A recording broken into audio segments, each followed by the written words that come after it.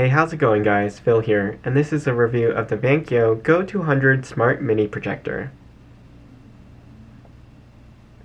You'll receive the projector, a remote control, AC power adapter, HDMI to mini-HDMI cable, and an instruction manual. This is the projector. It is a 2¼ inch cube with a brushed aluminum housing and has touch controls on top. There's a plastic film here that you should remove. The volume controls are at the top. The center is a touch mousepad, and along the bottom you have menu, home, and back buttons.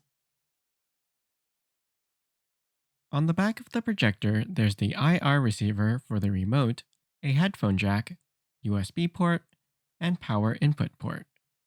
On the right-hand side is the power button, mini-HDMI input port, charging LED, air vents, and pinhole reset. On front, you've got the projector's lens. And on the left-hand side is the focus wheel, additional air vent, and built-in speaker for audio. The bottom of the projector is also vented and has 4 tiny rubber feet in the corners. This projector should be set on a flat level surface, as it does not have a place for mounting to a tripod. To turn the projector on, press and hold the silver power button. This projector has a built-in 3400 mAh rechargeable battery that'll last a little over 3 hours of use on a full charge, though you can leave it plugged in while operating for longer use. Since the projector doesn't have any zoom controls, the only way to make the projection larger or smaller is to place the projector farther or closer to the surface that you're projecting on. Keystone correction is automatic by default, so the image will try to self-correct for skew and pitch offsets to make the image square. However, you can switch this to manual adjustment mode. The max recommended size is a 110-inch diagonal. But note that the native output resolution is 854 by 480 pixels, so it's not HD, and the larger the image, the more visible individual pixels will be. The default interface is an Android 7.1 OS. The projector has built-in Wi-Fi so you can connect to the internet. Once connected, you can download and install updates to the firmware and other apps. You can use apps like YouTube to stream content directly to the projector over the internet. The projector has a built-in mono speaker, but it's not very loud. You'll receive the SSD 12-inch USB-C to USB-C cable, 12-inch USB, and doesn't quite cover the sound of the cooling fan, so you may want to plug in external audio using an aux cable. The zippers glide open and closed smoothly, without any skips or jams. You can also pair a Bluetooth speaker to the projector for wireless audio streaming.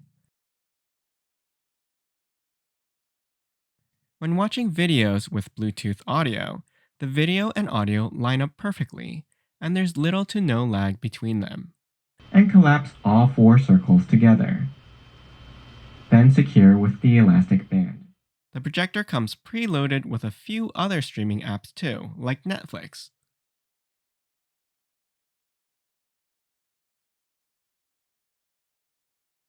Or you can use the preloaded Aptioid TV app to access other streaming channels, like Twitch and Prime Video. Just note that the first time you load one of these channels, you'll have to download and install it first.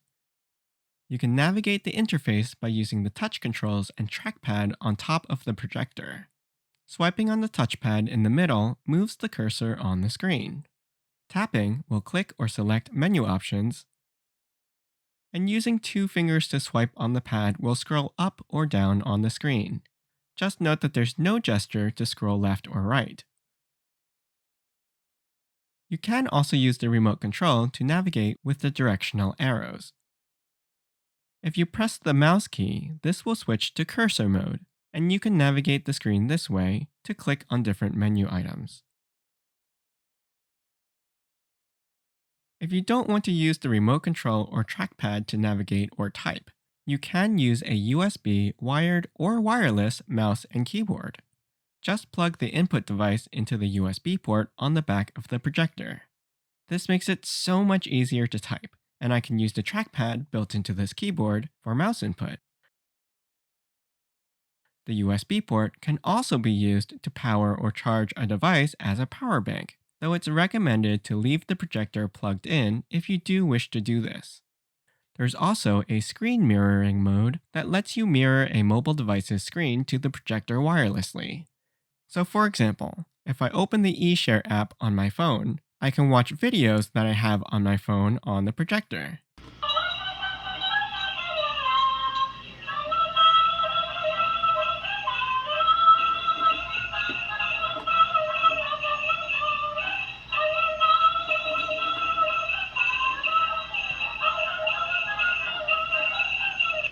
However, transmitting large files this way tends to be a little choppy.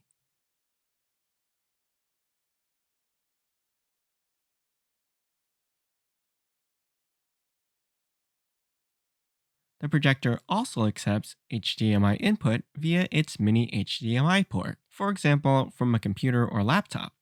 Here you can see the recommended resolution for my computer display is 1360 by 768, which technically is 720p, though it does appear to be upscaled.